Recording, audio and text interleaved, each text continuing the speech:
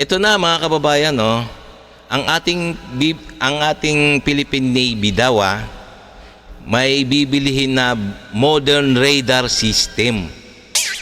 Ito yung nagsisilbing mata nila, no. Mata nila sa mga incheck siguro.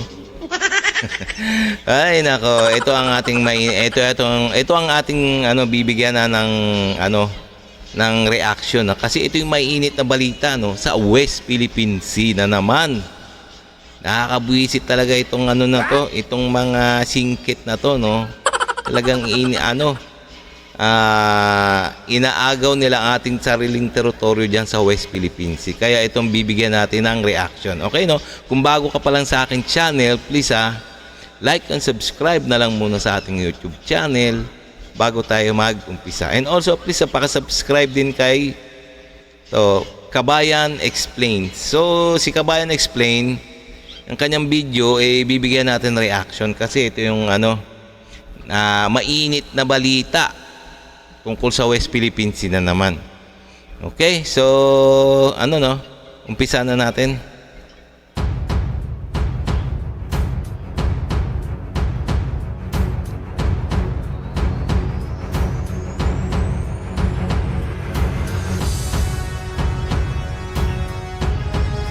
Maligayang pagbabalik mga kabayan! Sa ating channel, patuloy tayong sumusubaybay sa pinakamainit na balita tungkol sa pagpapabago ng sandatahang lakas ng Pilipinas. Ngayon, isang malaking balita ang lumabas mula sa mga pahayagan sa Japan. Sinasabi na nakikipag-ugnayan ng Pilipinas sa Japan para sa pagbili ng karagdagang air defense at surveillance radar systems. Kung totoo ito, malaking pagbabago ito hindi lamang para sa Philippine Air Force kundi para sa kabuuang AFP Modernization Program. Isipin nyo, ang radar ang kumakatawan sa mga mata ng ating bansa sa kalawakan. Kung wala ito, para tayong mandirigma na walang mata, hindi nakikita ang bawat kilos ng kaaway. Yun, alright mo. Yun. Ayun palang radar system. Ito yung radar system kung saan makikita dito yung mga parating na kalaban. Radar system. Ito yung mga plano na bibili ng ating Philippine Navy. Sana nga hindi puro na lang mga kung ano ng mga binibili na lang. Ito talaga kailangan natin to. Ito mga makabagong armas. Yan. Hindi yung sa bagay, kayang-kaya natin bumili. Kayang-kayang bumili ng Pilipinas niyan. Kung walang mga crocodile. Alam nyo naman, mainit ang balita ngayon sa mga crocodile sa ngayon, no? Di ba? Maiinit na balita. Ay, teka, bakit napunta tayo sa mga crocodile? Diretso natin to, itong mga bagong radar system. Mga kabayan, welcome na naman sa ating panibagong video na kung saan ay tutuklas na naman tayo ng mga panibagong kaalaman at impormasyon. Kaya naman kung bago ka pa lamang dito at interesado ka sa mga ganitong video na kung saan ay pwede ka makakuha ng mga kaalaman at impormasyon, ay huwag mo kalimutan pindutin ang ating subscribe button and hit our notification bell para palagi kang updated sa ating mga susunod pa na mga video. Kaya naman, simulan na natin. At alam nyo ba, sa mayon, hindi pa buo ang radar coverage ng ating PADIS o Philippine Air Defense Identification Zone. May mga tinatawag na blind spots kung saan hindi natin nakikita ang kilos ng eroplano o missile na pwedeng pumasok. Kung magkakaroon tayo ng karagdagang radar mula sa Japan, mas magiging tiyak na mas ligtas ang ating himpapawid laban sa anumang panganib. Pero bakit muli ang Japan? Ano ang mga pakinabang at ano ang kahulugan nito sa mas malawak na seguridad ng lugar? Yan ang mga seryosong bagay na pag-uusapan natin. Mga kabayan, simulan natin sa pinakapayak na katanungan. Bakit napakahalaga ang radar para sa bansa tulad ng Pilipinas? Yes. Ang radar ay hindi lamang simpleng teknolohiya. Ito ang nagsisilbing mata ng ating hukbong himpapawid sa kalangitan. Ito ay parang CCTV na nakalagay sa kalangitan. Nasusubaybayan nito ang bawat kilos ng mga eroplano, missile at kahit mga barko na maaring magdala ng banta sa ating teritoryo. Yes. Kung wala ito, para tayong gwardiya na walang salamin.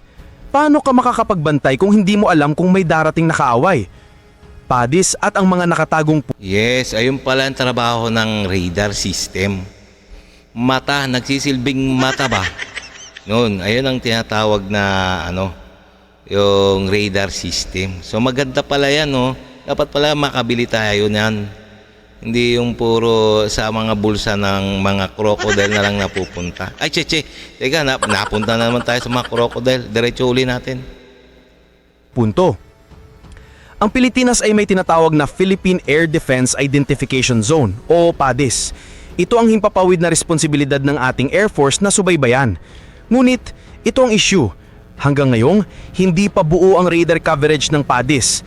Ibig sabihin, may mga malalaking bahagi ng ating kalangitan na hindi pa nakikita. Tinatawag itong mga blind spots. At kapag may mga nakatagong kahinaan, doon sisiksik ang kaaway. Isang stealth na eroplano, isang spy plane o kahit isang missile maaring magkapagtagumpay nang hindi kaagad napapansin. Yun. Mahalagang mapalawak ang ating radar network upang makumpleto ang coverage at matiyak na walang makakalusot. Yun. Mga unang radar mula sa Japan. Kung iisipin muli, nakabili na ang Pilipinas ng mga radar mula sa Japan, lalo na mula sa Mitsubishi Electric. Sa ilalim ng Horizon 2 ng AFP Modernization Program, naipadala na ang 2 nakapirming radars at isang mobile na radar. Ito ang seksyon ng proyekto sa pagbili ng Air Surveillance Radar Phase 2. Magandang simula ito, subalit sabi ng mga eksperto, kulang pa rin ang bilang na yon. Yes, teka. Napakaganda talaga ng plano ng Philippine Navy. So talagang makabago, kung tutusin talaga ang modern radar system ay talaga nakikita lahat ng klaseng banta, mga missile na parating sa ating bansa na hindi natatama sa ating kalupaan. Ayun ang trabaho ng missile. Sana makabili tayo niya, no? Kaya kayang-kaya naman talaga yan nabilin. Wag lang talagang kasi talagang maraming crocodile. Kasi ayan na naman, dito na naman tayo sa crocodile. Diretso. Mo, napakalawak ng himpapawid na kailangan ng Pilipinas na subaybayan mula sa Luzon, Visayas hanggang Mindanao at West Philippine Sea. Sa laki ng teritoryong ito, hindi sapat ang 3 radar. Bakit muli ang Japan? Bakit muling nakikipagnegosasyon ng Pilipinas sa bansang Hapon? Una, kilala ang kalidad ng mga radar ng Mitsubishi Electric. Yun. Napatunayan ng Phase 2 project na nagagawa nilang maghatid sa takdang oras at alinsunod sa mga kinakailangan. Pangalawa, umabot sa mas mataas na antas ang kooperasyong pangdepensa ng Pilipinas at Japan. Hindi lamang ito ukol sa mga radar systems. Nakikipag-ugnayan din tayo sa kanila sa usaping maritime security, pagtugon sa sakuna at tulong pantao. Sa madaling sabi, ang Japan ay nagiging likas na kaagapay sa depensa ng Pilipinas. Isa pang napakamahalagang posibilidad ay ang pagbabahagi ng radar data. May mga dating pag-uusapan na pwedeng isama ang radar coverage ng Hilagang Luzon at Timog Okinawa ng Japan. Kung mangyayari ito, makakabuo ng isang karaniwang larawan ng buong Luzon Strait, isang napakahalagang daanan pagitan ng Pilipinas at Taiwan. Sa sitwasyon ng lumalalang tensyon sa Taiwan Strait at sa West Philippine Sea, napakahalagang suportang ito. Kapag may magkasanib na larawan ng radar, mas mabilis na makakatugon ang parehang bansa sa anumang panganib. Radar systems, stationary versus mobile. Tukuyin natin, bakit kinakailangan ng radar system na naman. Talagang kailangan talaga natin. Ito yung trabaho talaga ng radar. So hindi yung mata-mata na lang na ordinaryong mata na lang ang ginagamit natin. Diyos ko, Armed Forces of the Philippines, sana magkaroon tayo niyan. Nang sa ganun hindi tayo binubuli-buli ng mga incheck na yan. Philippine Air Force ang parehong fixed at mobile radars. Fixed radars, ito ang mga nakatayo ng permanente sa isang lugar, matatag, matibay at may kakayahang magbantay ng malalawak na bahagi ng kalangitan. Ito ang pangunahing bahagi ng radar network. Mobile radars. Ito ay maaaring ilipat-lipat batay sa pangangailangan. Kung may tensyon sa isang lugar, maaari itong gamitin upang mapabuti ang coverage. Ang pagsasama ng dalawa ay nagdadala ng katatagan at kakayahang umangkop. Mas mahalaga, nagdadagdag ito ng sobrang seguridad. Kung ang isang fixed radar site ay masisira dulot ng cyber attack o pisikal na atake, hindi agad magiging bulag ang buong sistema dahil nariyan ang mga mobile radars bilang suporta. Ito ang tinatawag na layered defense concept. Hindi sapat ang isang linya lamang ng depensa. Kinakailangan ng iba't ibang layers upang matiyak na hindi makakalusot ang kaaway. Hindi stand-alone ang radar. mas magiging epektibo ang maritime patrol aircraft at drones kung mayroong real-time na datos mula sa radar. Ang mga fighter jets at sistema ng depensa sa himpapawid ay hindi epektibo kung hindi nila alam ang lokasyon ng target. Sa madaling sabi, ang radar ang batayan ng kabuoang air defense network ng Pilipinas. Mga pagsubok at hangganan. Siyempre, hindi rin simple ang lahat. May ilang pagsubok na dapat pagdaanan. Mga limitasyon sa budget, mataas ang presyo ng bawat batch ng radar systems. Dapat iyakin na may sapat na pondo upang hindi maputol ang proyekto. Yes, o ayan na naman, pondo na naman, may sapat na pondo. Nako, dito na naman tayo mga kababayan. Hay nako, at alam niyo naman ang bansa natin, no? Punong-puno ng crocodile. Che, ayan na naman, dito naman ta sa crocodile. Diretsuin natin. Pagsasanay sa maintenance. Hindi sapat ang bumili lamang, kinakailangan ng wastong pagsasanay para sa mga kawani at mga pasilidad ng pagpapanatili upang palaging nasa ayos ang mga radars. Interoperability.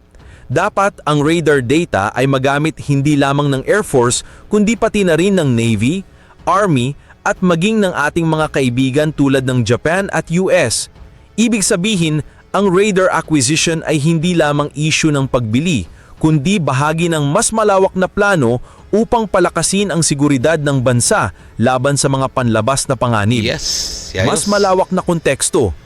Sa kasalukuyang kalagayan kung saan mataas ang tensyon sa West Philippine Sea at may tumitinding banta mula sa mga pangyayari sa Taiwan Strait, napakahalaga ng mas matibay na radar coverage. Hindi Iyon. lamang ito ukol Yes, sa soberanya ng Pilipinas. Isa pang paraan ito upang makilahok sa regional security architecture kasama ng Japan, US at iba pang mga kasusiyo. Para sa mas matibay na seguridad sa rehiyon, ano ang dapat i-monitor? Sa kasalukuyan wala pang formal na pahayag ang Department of National Defense hinggil sa bilang at uri ng radar systems na kanilang bibilhin. Tiyak, kasama na ito sa kinakailangan ng Horizon. Ayan na naman, bibilhin. Sana talaga mabili na natin yan, yung mga makabagong radar system. Kung wala talagang issue sa ating bansa, no, yung mga crocodile. Ay, ayan na naman, dito na naman tayo sa crocodile. Sige, diretsuin natin. Horizon 3. Kung magpapatuloy ang negosasyon, malamang ay magiging Mitsubishi Electric pa rin ang magiging tagapagtatas. Ito ay isang taktikal na hakbang na magpapaigting sa kakayahan ng Pilipinas na subaybayan ang sariling himpapawid, matpatibay ang soberaniya at makipagtulungan sa mga kasusiyo para sa mas matibay na seguridad sa rehiyon. Bawat bagong radar ay nangangahulugan ng pagbabawas ng mga blind spots sa ating himpapawid. Ngunit, mas lalo nang naghahanda ang Philippine Air Force, mas tumataas ang depensa laban sa mga nais subukan tayong salakayin. At higit sa lahat, ipinapakita nito na seryoso ang Pilipinas sa pagsasakatuparan ng AFP modernization Yes. sa kabila ng mga hamon sa budget at logistics. Iyon. Mga kabayan, ito ay isang malaking pag-unlad para sa ating pambansang seguridad at patunay na patuloy na lumalalim at lumalawak ang pagdutulungan ng Pilipinas at Japan. Okay, no, mga kababayan, no. So nakita man natin na, no, na yung mga makabagong gamit na panggera, no, na dapat mabibili na natin. Kailangan talaga meron tayong mga high-tech na gamit, no. Kayang-kaya naman talaga yan kahit yearly taon-taon bibili tayo ng mga panggera, pwede. Kasi ito walang mga crocodile. Ay, crocodile na naman, grabe. Talaga, totoo naman talaga, no? Sana nga, makabili nga tayo. So, pwede rin kayo mag-comment siya na kung ano man yung masasabi dyan. Okay, no? So, hanggang dito na lang tayo, mga kababayan, no? Kung nagustuhan nyo yung mga ganitong mga reaction video katulad nito tungkol sa mga depensa at sa West Philippine Sea, please, like and subscribe na lang muna sa ating YouTube channel bago tayo magtapos. Na sa ganon, ma-update pa kayo sa mga video na aking pang i-upload sa susunod na araw. Okay? Maraming salamat.